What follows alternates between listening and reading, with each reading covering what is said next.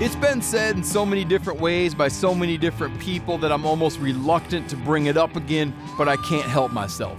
Alaska is a bad mofo. It's big and raw and still wild enough that you can't get away with cheating it. To excel, you gotta deal with all the beautiful and glorious BS that wilderness can dish out. Weather, terrain, predators, and game that sometimes just absolutely refuses to let you find it. I'm Steven Ranella. To me, hunting isn't only about the pursuit of an animal.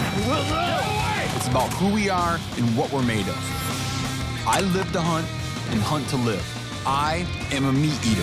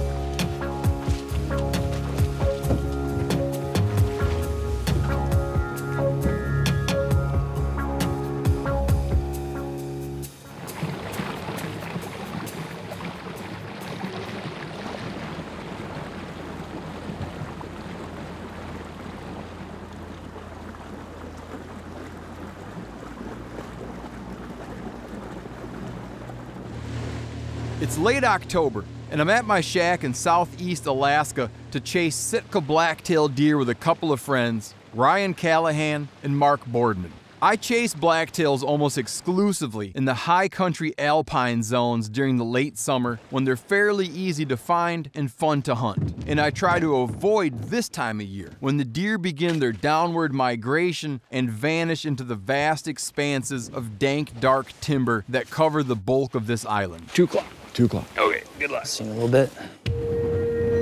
The idea that got me excited about it was hitting the rut or breeding season, when the bucks lose their inhibitions and make mistakes that they normally would not make. But my friends warned me that there are risks involved, because if you miss the rut, it's the worst possible time to be in the woods looking for a deer. Mark and I have dropped Ryan off to hunt on his own. Together, we moor our skiff in a sheltered cove and begin picking our way into the rainforest. Even though I've hunted around here plenty, it's never been at this particular time of year. I honestly have no idea what to expect. Here's that first little muskeg patch. That looks good, huh? Yeah. I mean, it's wet out, but it still looks fresh though. Yeah, it looks nice. You can almost eat that stuff. It's so fresh. Let's just get set up right on the edge where we can see it. We'll give it a little call in session.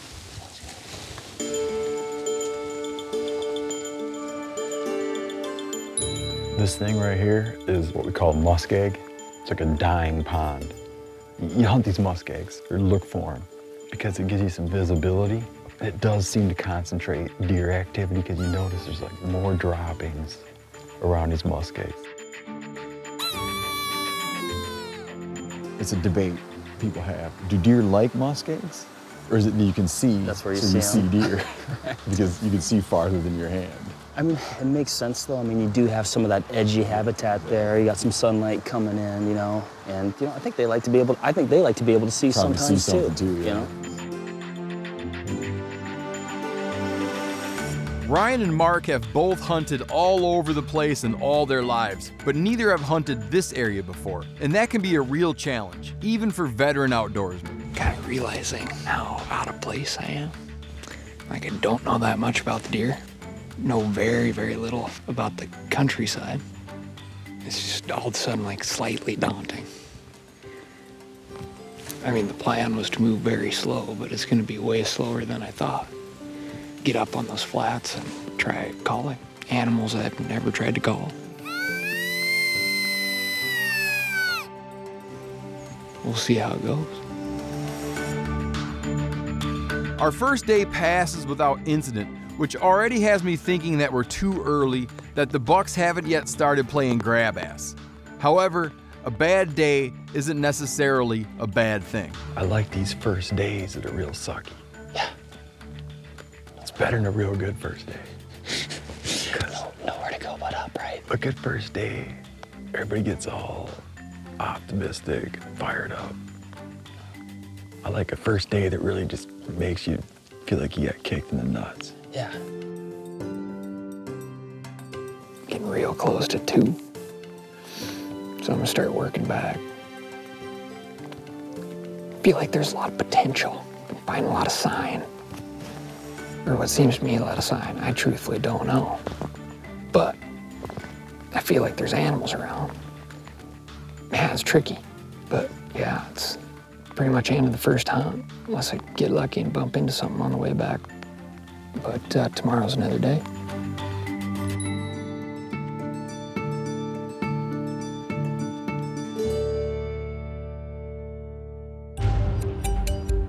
Day 2 and we're on to plan B, trying some new areas. Mark and I plan to portage the canoe to an inland lake while Ryan is gonna make another push into the deep woods.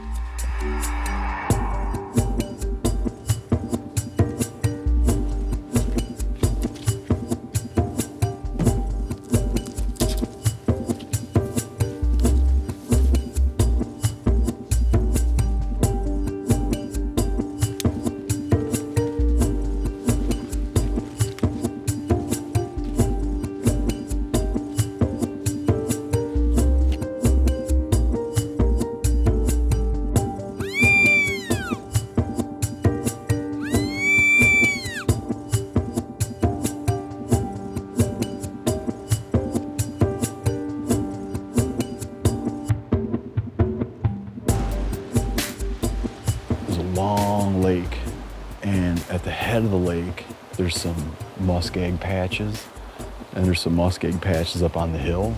But the reason I like the canoe is you can kind of cruise the shore real quiet looking for deer, and then just jump out and hit the spots you want to hit, and it saves you a lot of time. It just opens up a lot of access and quiet travel. So if we're lucky, we'll skirt along the edge, maybe we'll find a deer out walking the shore. If not, we'll start pushing back into these various muskeg patches up the hill.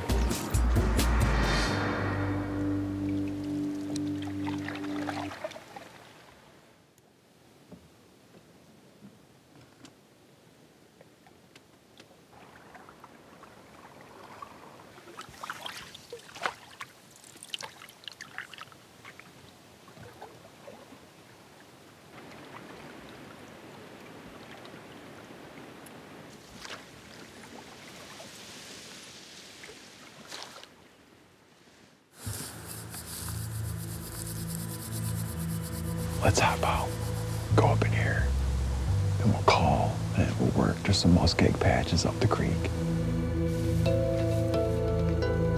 Calling blacktails is not the delicate work of calling in turkeys or elk. Really, you're just trying to sound like a fawn that's gotten itself into a world of trouble. Does will run on in to see what's going on, and they come looking like they're ready to kick a bear or a wolf right in the flank.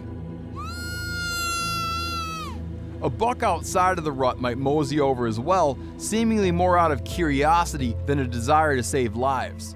But during the rut, they come in more reliably, often trailing a doe that they're trying to breed.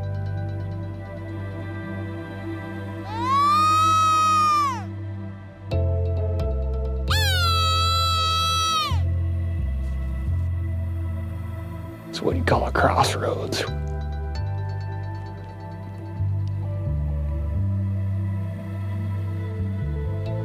Do you follow the cut line? Or do you follow the muskeg? I feel like the cut line's gonna intersect with some muskeg, but are we gonna miss some other muskeg? I'm gonna walk the cut line until we find some good sign.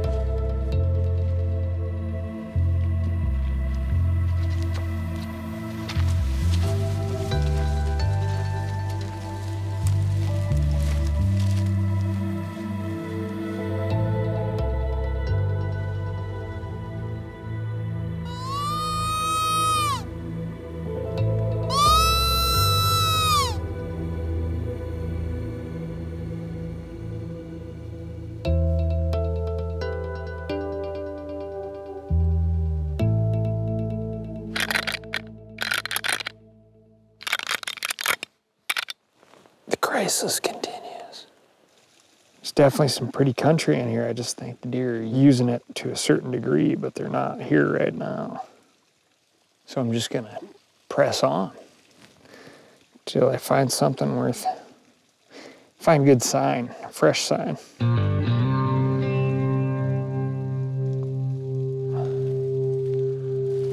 Wash, rinse, repeat.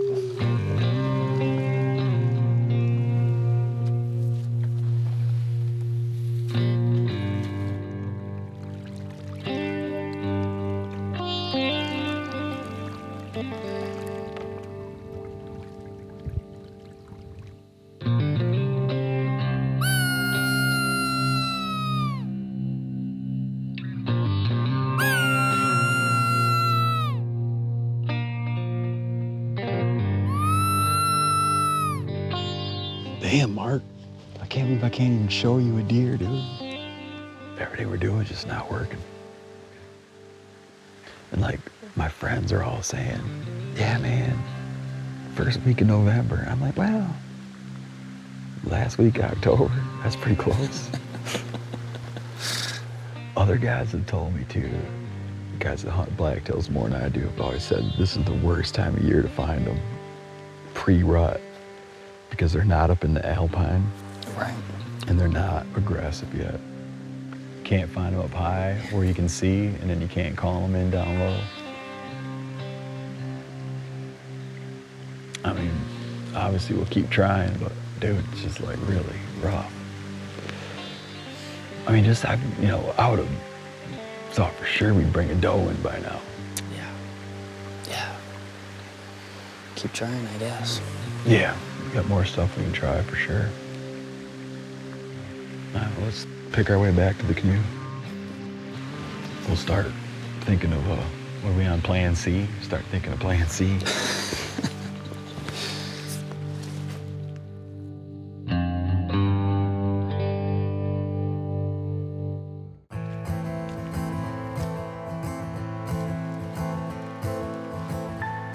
Sadly, our third day is more of the same. We spend the morning hours searching and searching to no avail. It's like the only thing that happened is that my head got itchier.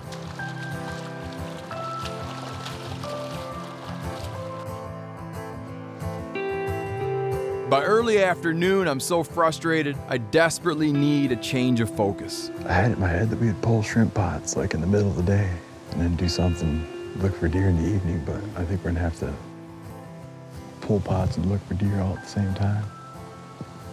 Just watch the shoreline. Yeah. Between now and dark, so we should get going.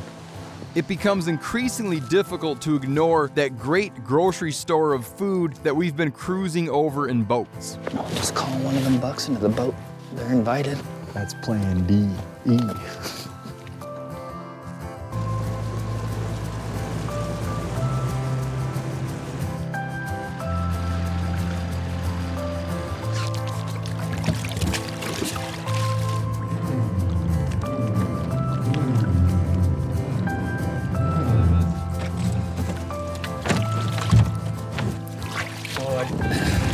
There's some shrimp. Look at that. That's a good one. Holy cow, that's a good haul. Look at that. We might be doing the wrong activity. We should just spend 2 days hauling seafood.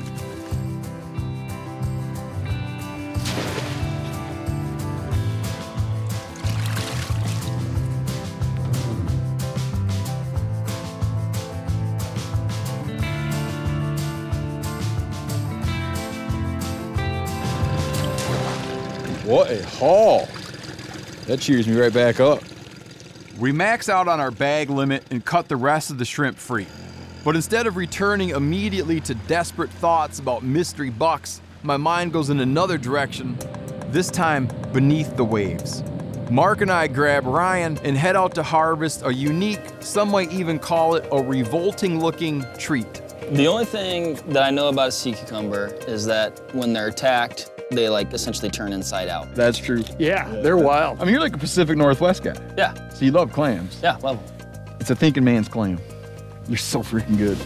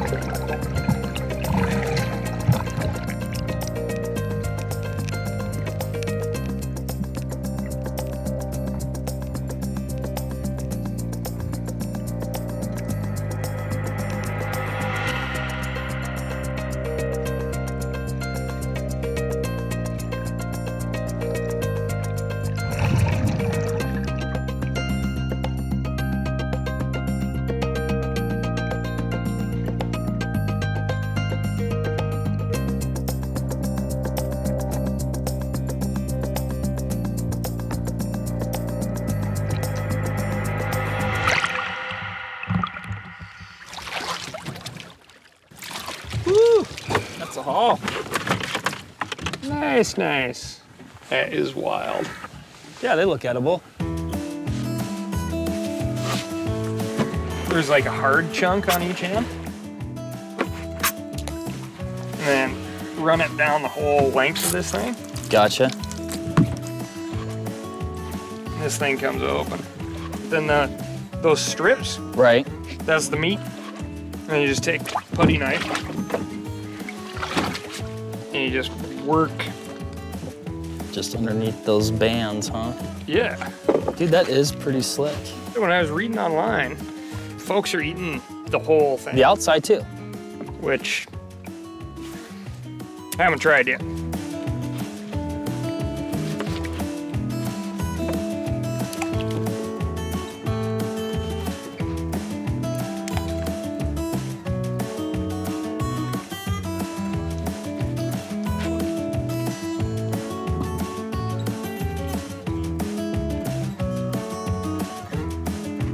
Nice.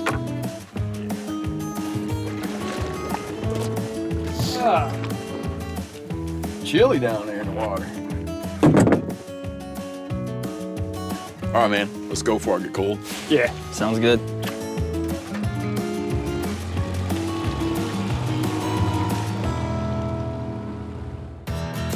The more you mess with a sea cucumber, the more appetizing they become. Like at this point, man, I mean, they look beautiful. You'd never guess that that was what was inside that weird looking dude. I've cooked them whole, but I prefer to cut them, you know, each of the little muscle strips. And it winds up being more like pieces of calamari or clam strips. So yeah, you can kind of take your fingers, you see how they separate out the muscle strips. I'm gonna cook these sea cucumbers just like you would, you know, if you're doing clam strips. I just have flour here, and I put some Old Bay in there. Then I want something to coat those cucumber strips in order so that the flour is gonna stick to them pretty good. What I'm gonna do is use egg white, and that way it's not so thick and gummy. The other thing I'll do is I'll take that egg and whip it up. So one of these guys will go in the egg white, toss in flour, hot oil.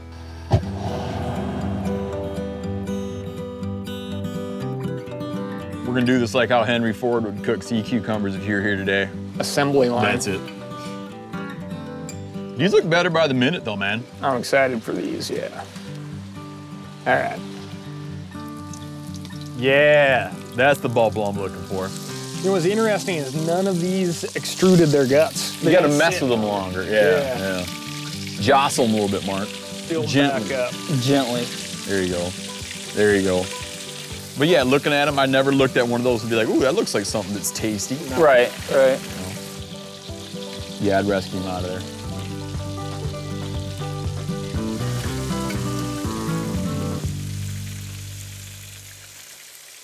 Yeah. They're good. Yeah, man. Like clam. Like a scallop and clam, all in one. Like a clam or like a calamari. That's probably even closer. When you look at them in their natural state, everything about them says, do not eat. I think if people knew about them, they'd all be gone because they can't get away. For a recreational diver, no closed season, no bag limit. You could live off sea cucumbers and never eat anything besides sea cucumbers, and you wouldn't get on the wrong side of the law. God, those are good. Everything about sea cucumbers is surprising, but the distraction can only last so long. We came here for something bigger and more rewarding, and that is nagging at all of us. Tomorrow, we'll be back in the woods.